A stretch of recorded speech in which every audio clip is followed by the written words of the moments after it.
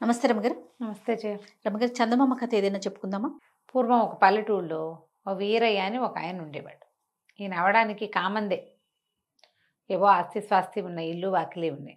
కానీ లోభి, పిసినారివాడు. ఫ్రీగా వస్తే ఏదైనా తీసేసుకోవాలనే ధోరణి. అయితే ఈయనకి వివాహం అయ్యాక భార్య తరఫు నుంచి కొంత ఆస్తి వచ్చింది. తాకట్టులో ఉన్న బంగారాన్ని విడిపించి ఆ రోజు ఆన్లైన్ రేటుకే మేము కొంటాం. Sharma gold company. ఈయనకు ఉన్నది కాకుండా ఆస్తంతా తీసుకున్నాడు. పొలాలు గిలాలు స్వాధీనపడ్డాయి. కాలక్రమాన 4 పిల్లలు పుట్టారు. 2 ఆడపిల్లలు, 2 మగపిల్లలు. అయితే ఈ పిసినాడతనం, ఈ లోభి ఎవరికి పెట్టడు, అన్నీ నాకే కావాలి, ఖర్చు పెట్టడు. బ్రహ్మాండమైన ఇల్లు, పెద్ద ఇల్లు, తాతల నాటిది ఇల్లు, గట్టిది, చక్కగా ఎత్తుగా అరుగులతో బాగుంటుంది బొమ్మరిల్లల్లి. కానీ ఏనాడు రంగే ఇచ్చేవాడు కాదు, చుట్టుపక్కల బాగు చేయించేవాడు కాదు. చుట్టూతో అంతా తుప్పలాగా పెరిగిపోయి ఉంటుంది. అవన్నీ క్లీన్ చేయించాలంటే మనిషి కావద్దు, మరి ఖర్చు, అది ఇష్టం ఉండదు. భార్యకో మంచి చీర నగ కొనేరు, అక్కడ ఎప్పుడు దిష్టి బొమ్మలాగానే ఉంచేవాడు. పిల్లలు 4 పిల్లలు. ఈ 4 పిల్లలకి ఓ చదువు చెప్పించడం లేదు, ఏదో ఎటాగొటా చదువుకున్నారు అంతే. వాళ్ళకి ఏదైనా చక్కగా వైనంగా ఏర్పరచడం లేదా అంటే ఉంది. మనం ఇట్లాంటి వాళ్ళని మన చుట్టుపక్కల కూడా చూస్తాం. పెద్ద చక్కటి ఇండిపెండెంట్ ఇళ్ళు అవి ఉంటాయి. ఎందుకో దిష్టి పిడతల్లాగా ఉంటారు ఇంట్లో వాళ్ళు. ఏమీ వాళ్ళు శుభ్రంగా ఉండరు. అందరితో పాటు ఇప్పుడు ఒక కాలనీలోనో ఒక ఏరియాలోనో అందరితో పాటు ఇల్లు లభించడానికి ఎక్కడో ఉద్యోగం చేస్తారు. మరి ఆడవాళ్ళ లోపమో అది మగవాళ్ళ తాలూకు దౌష్ట్యమో మనకు తెలియదు. కానీ చుట్టుపక్కల వాళ్ళంతా చక్కగా వైభవంగా ఉన్నట్టు ఉంటారు. వీళ్ళొక్కళ్ళు మాత్రం దెబ్బ మొహాలు వేసుకుని ఉంటారు. ఎందుకో తెలియదు, ఏమిటో బాధ వాళ్ళకి. చక్కగా కళకళలాడుతూ ఉండరు, ఖర్చు పెట్టరు. దేనికోసం ఇదంతా దాచాలో వాళ్ళకి తెలియదు పాపం, దాచుకుంటూ ఉంటారు. వీయన కూడా అట్లాంటి వాడే అనమాట. 4 పిల్లలు అన్నా కదా. పెద్ద పిల్ల సీత, రెండో పిల్ల పేరు రోహిణో రమణి. అక్కడి నుంచి 2 మగ పిల్లలు, పెద్దవాడు చంద్రము, రెండో పిల్లాడు గోపి. ఆ చంద్రం అన్నవాడు 10th క్లాస్ ఏదో స్కూల్ ఫైనల్ అయిన తర్వాత వాడికి డాక్టరీ చదవాలని కోరిక. ఈయన చచ్చిన వైద్యం చదువు ఖర్చు అదంతా వైద్యుడు అవ్వాలని కోరికని అందులోనే తుంచేశాడు. ఆ పిల్లాడు అసహ్యం వేసి, నేను నీ దగ్గర ఉండను అని చెప్పేసి బస్తీలో వీళ్ళ పక్కన ఉన్న బస్తీ పోయి ఏదో ఒక గుమస్తా పని చేసుకుంటూ వాడి దారిన వాడు ఉన్నాడు. ఆ చిన్నపిల్ల రోహిణి రమణ అనే పిల్ల ఎంత చక్కగానో పాడుతుంది. సంగీతం నేర్చుకుంటా నాన్న, సంగీతం నేర్చుకుంటా. సంగీతం అంటే ఖర్చు ఏమీ లేదు.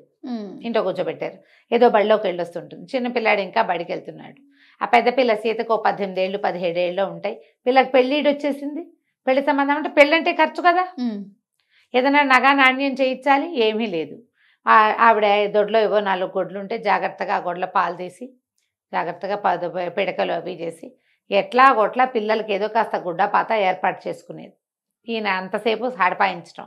పక్క ఊళ్ళో వరదలు వస్తే ఈయన పోయి ఆ వరదలో కొట్టుకొచ్చిన కోళ్ళు మేకలు అన్నీ పుచ్చుకుని తెచ్చుకున్నాడు. అలాంటి వాడు అనమాట. లోభత్వం, వదలలేని తనం అన్నమాట. తను చేసే పనులన్నిటికీ సహాయంగా ఉండటం కోసం రాముడని ఒక కుర్రాన్ని పెట్టుకున్నాడు. వాడు అనేవాడు, ఎందుకండి ఈ దొడ్డంతా ఇలా దరిద్రంగా ఉంది, శుభ్రంగా 2 మనుషులు కేకేసుకుని నీట్గా చేయించుకుంటే కూరగాయల మొక్కలు పెట్టుకున్న కూర ఖర్చు వెళ్ళిపోతుంది మనకి, అంతే. చుట్టుపక్కల కూడా అమ్మేసుకోవచ్చు శుభ్రంగా పాదులు అవి పెడితే. అంటే ఒరే, నువ్వు 10 రూపాయలు ఖర్చు పెట్టి 3 రూపాయలు లాభం చూపిస్తావురా నువ్వు. ఇదంతా తీయటానికి ఎంత పని, ఎంత ఖర్చు. రేపు వచ్చే రాబడి ఆయన కనపడదు, ఇప్పుడు ఖర్చు ఒకటే కనిపిస్తుంది. అలాంటి వాళ్ళు ఉంటారు కదా, ఏమీ చేయనివాడు. ఆ రాముడికి పిచ్చెత్తి లేచిపోదామని ఉండేది వాడికి, ఇక్కడి నుంచి వెళ్ళిపోదామని. కానీ పాపం ఆ వీళ్ళని చూసి, ఇంట్లో వాళ్ళని చూసి ఆగిపోయేవాడు. ఆ సీతకి వీడంటే మనసు, ఈ రాముడు అంటే. పెళ్ళిడు వచ్చిన పిల్ల ఇంకా బయటికి పెళ్లి సంబంధాలు చూసే ఆస్కారం కూడా లేదు. ఆ పని కుర్రాడి మీదే ఆ అమ్మాయికి మనసుగా ఉండేది. కొన్ని రోజులు ఇట్లా గడుస్తూ ఉండగా ఏమైంది, ఒకరోజు ఒరే ఒక నిచ్చెనాను సంచి పట్టురారా, మనం దేవాలయానికి వెళ్దాం అన్నాడు. అక్కడికి ఎందుకంటే నిచ్చెన అన్నాడు. అంటే దేవాలయం పక్కన పెద్ద తేనె పట్టు పట్టిందిరా. చేదా ఏమిటి, ఊరికే తేనె వస్తుంటేను ఇంట్లో మందుకో మాక్కో కావాలి, బయట తేనె కొంటే 50 రూపాయలు, మనం తెద్దామంటే అయ్యో అట్లా పనికిరాదండి, అది దేవాలయం సొత్తు, మనం తీసుకోకూడదంటే గడదగుడ్డు, దేవుడు అందరివాడు, దేవుడు సొత్తు అందరిది అన్నాడు ఆయన. అంటే వీడు నేనైతే ఎక్కనండి అన్నాడు. ఎక్కనండి అంటే సరే నేను ఎక్కుతా, నువ్వు కింద పట్టుకో చాలు అని చెప్పేసి ఏం చేశాడు, నిచ్చెన వేసుకుని ధ్వజస్తంభానికి పక్కగా ఉన్న ఒక చిన్న మండపం లాంటిది ఏదో ఉంది, ఆ మండపం మీదకి పైకి ఎక్కేసరికల్లా తేనెటీగలు జుమ్మని మీదకి వచ్చేసరికల్లా కాలు పట్టు తప్పి దభేల్మని పడిపోయాడు. వాడు కుర్రాడు ఎక్కగలిగేవాడు, 4 బిడ్డల తండ్రి ఈయనేమి ఎక్కుతాడు, లేదా ఆశపోతానానికి అంతే. పడేసరికల్లా తలకిందులు కాబట్టి తలకాయ పగిలినంత పని అయింది. పగిలింది. ఎట్టగొట్ట మోసుకొచ్చాడు ఇంటికి. రాముడే మోసుకొచ్చిన తర్వాత ఏముంది, మూలబడ్డాడు ఈయన. అయోమయంగా అయిపోయాడు, మాట పడిపోయింది. చచ్చిపోలే, అయోమయం అయిపోయాడు. చెప్పిన పని చేస్తాడు తప్పిస్తే ఆయనకి ఏమీ తట్టదు, తెలియదు. వైద్యుడు వచ్చి కట్టుకట్టాడు, అదేదో చేశాడు. కొంచెం మతి రావటం కష్టం రా, సమయం పడుతుంది, అసలు వస్తుందో రాదో, ఈయన ఇట్టాగే సాక్కోవాలి మీరు అన్నాడు. ఇలా బోది బొమ్మన్నారు పిల్ల జల్ల. ఏం చేస్తారు? అక్కడి నుంచి వీడేం చేశాడు చూస్తే, ఇంట్లో ఎవరున్నారు, పెద్ద అబ్బాయి ఏమో ఎక్కడికో వెళ్ళిపోయాడు. ఇక మిగిలింది 2 ఆడపిల్లలు, ఒక చిన్న పిల్లాడు, పెద్ద ఆవిడే. ఆవిడనేమో దిష్టి పెడతలా ఉంచాడు. ఆవిడకి ఏ వ్యవహారమో తెలియదు. వీళ్ళకి బోళ్ళు పొలాలు ఉన్నాయి. ఏదైనా పని చేయటానికి ఈయనకి ఖర్చు పెట్టడం ఇష్టం ఉండదు. రాబడి వస్తుంది రేపు, కానీ ముందు ఖర్చు పెట్టడం ఇష్టం లేక కొన్ని పొలాలు బీడు కూడా పెట్టాడు. అయ్యో. అక్కడి నుంచి వీడేం చేశాడు, అమ్మగారు ఈయనపెట్టి తెరవండి ఏమున్నాయో చూద్దామని ఈయనపెట్టి తెరిస్తే కాస్త డబ్బు కనపడింది. సరే డబ్బులు తీసి బయట పెట్టండి, ఏర్పాటు చేసుకుందాం మనం. ఈయన ఇట్టా ఉన్నాడు, మన కథ ఎట్టా, ఆయన ఎట్టగా నడుపుతున్నాడో మనకు తెలియదు. సరే అక్కడి నుంచి ఏం చేశాడు, కౌలుదారులను ఒక 2 కేకేసుకొచ్చి అమ్మగారు ఎదురుగుండానే మాట్లాడించి పొలం కౌలుకి ఇచ్చేశాడు మొదట. అక్కడి నుంచి దొడ్డి వాకిలి శుభ్రంగా బాగు చేయించాడు. అందరూ ఇంటిలి పాదిని పనిలో పెట్టాడు. అందరూ మొక్కలు కొట్టేద్దాం, ఈ దొడ్డంతా బాగు చేసుకుందాం. అయ్యగారు లేడు, మన దగ్గర 4 డబ్బులు ఉన్నాయి, రేపేం వస్తుందో తెలియదు, తినాలి మనం. ఆయన మెయింటెనెన్స్ చేసినట్టు కాదు, మన మెయింటెనెన్స్ వేరేగా ఉంటుందని మొత్తం దొడ్డి వాకిలి ఇల్లు శుభ్రంగా బాగు చేయించేశాడు. అక్కడి నుంచి పాదులు తవ్వి అందరితోటి విత్తనాలు కూరగాయలు పెట్టించాడు. 3 నెలలు తిరిగేసరికి వచ్చేస్తాయి కూరలు. ఎంతలోకి వస్తాయి? బీరపాదు పొట్లపాదు అవి అయితే అసలు 2వ నెలకే కాపు వచ్చేస్తుంది. చక్కగా కూరలతో కళకళ్ళాడేలాగా చేశాడు దొడ్డంతా. ఇంట్లో శుభ్రంగా కూరలు దొరుకుతున్నాయి. పిల్లలు అంతకుముందు ఏడుచి మొహాలు వేసుకుని ఒక్కిల్లాగా ఉండేవాళ్ళు. మంచి కూరగాయలు అమ్మితే కూడా డబ్బులు వస్తున్నాయి. అక్కడి నుంచి 4 గొడ్లు ఏవో ఉన్నాయి, ఇంకో 2 గొడ్లను పెంచాడు. ఇంకో పాలేరుని పెట్టాడు, వాడు పాలు తీస్తాడు, పాలు బయట పోస్తారు, పాల మీద డబ్బులు వస్తున్నాయి.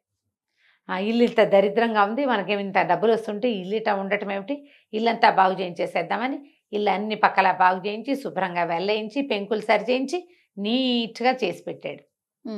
సరే ఈ కూరగాయలు పండుతున్న కాలంలోనే ఎవరో పట్టణంలో వీళ్ళ బాబుగారు చంద్రం బాబు అక్కడెక్కడో ఉన్నాడని తెలిస్తే అక్కడికి పోయి తీసుకొచ్చాడు. బాబు నీకు కావాల్సింది చదువుకుంది, కానీ ఎలాగో మనం పొలం కౌలుకి ఇచ్చాము, డబ్బులు వచ్చేస్తాయి, నువ్వు చదువులో చేరిపో, వైద్య వృత్తి ఎక్కడ చేరుతానంటే అక్కడ చేరు, నేను ఖర్చు పెడతా అని చెప్పి సరి చేశాడు.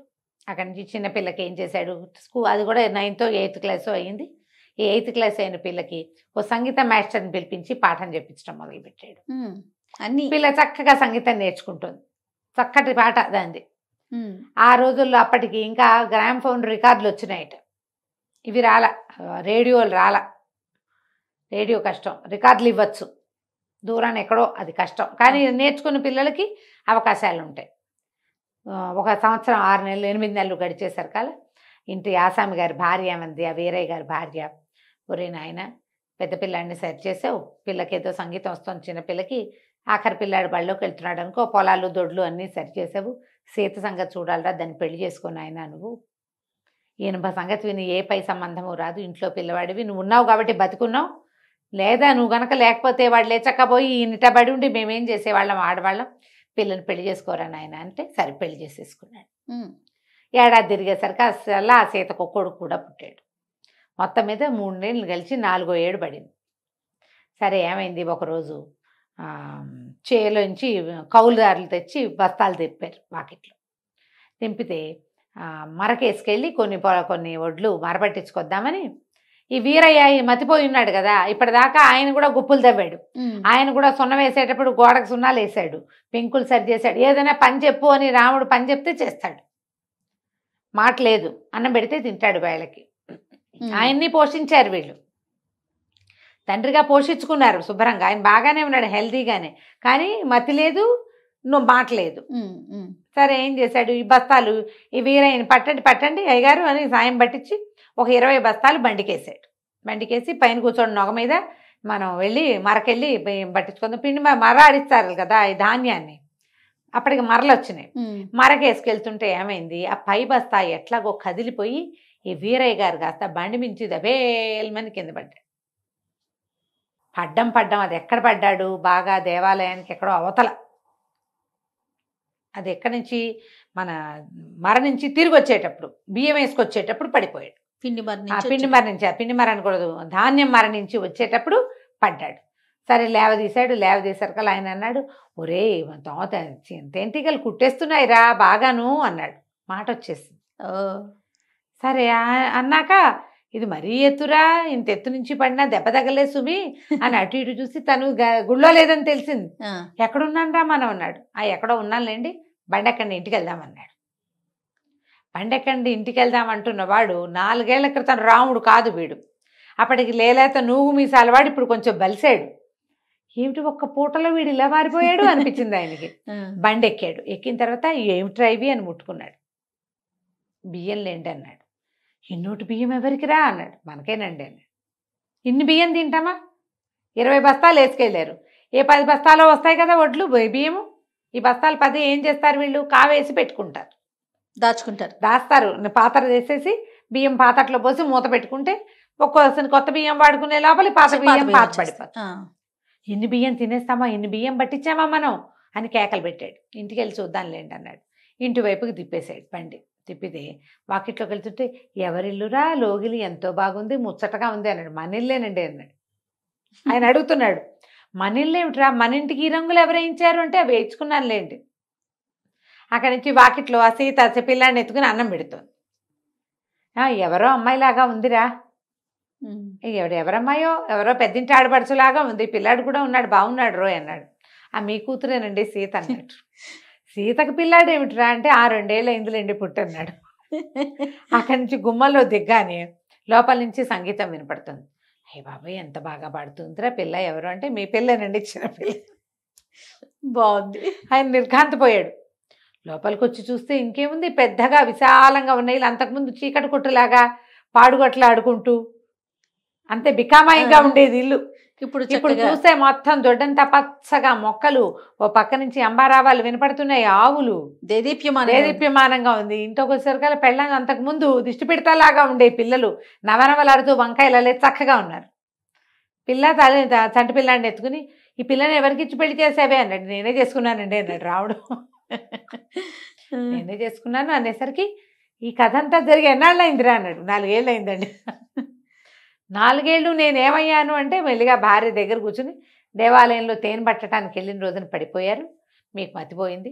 వాడే ఇల్లంతా సంభాళించాడు, పిల్లని పెళ్లి చేసుకున్నాడు. పెద్ద పిల్లాడు వైద్యం చదువుకుంటున్నాడు, 4వ సంవత్సరంలో ఉన్నాడు. ఇంకో 2 ఏళ్ళు చదివితే వాడు వైద్యుడు అయిపోతాడు. ఇగో ఈ పిల్లని పెళ్లి చేసుకున్నాడు, దానికి సంగీతం చెప్పిస్తున్నాడు. వచ్చే సంవత్సరం దాన్ని ఎక్కడికో పై దేశం తీసుకెళ్ళి పాటలు పాడిస్తారట అని చెప్పి దీన్ని మాట్లాడకుండా ఉండిపోయాడు. తర్వాత ఇంక ఇంటి పెత్తనం అడగల, వాడే బాగా చేస్తున్నాడు, అర్థమైపోయింది ఆయన. తనకు అన్నీ ఉన్నా తను ఏనాడు అనుభవించల. అప్పుడు ఆయనకి మొహం కడుక్కుంటే అద్దంలోకి చూస్తే తెలిసింది, అద్దంలో కనపడే మనిషి తను కాదు, వాడెవడో. శుభ్రంగా ఉన్నాడు, ఎందుకంటే ఈ 4 ఏళ్లు బాగా నొక్కబెట్టి పోషించారు ఆయన.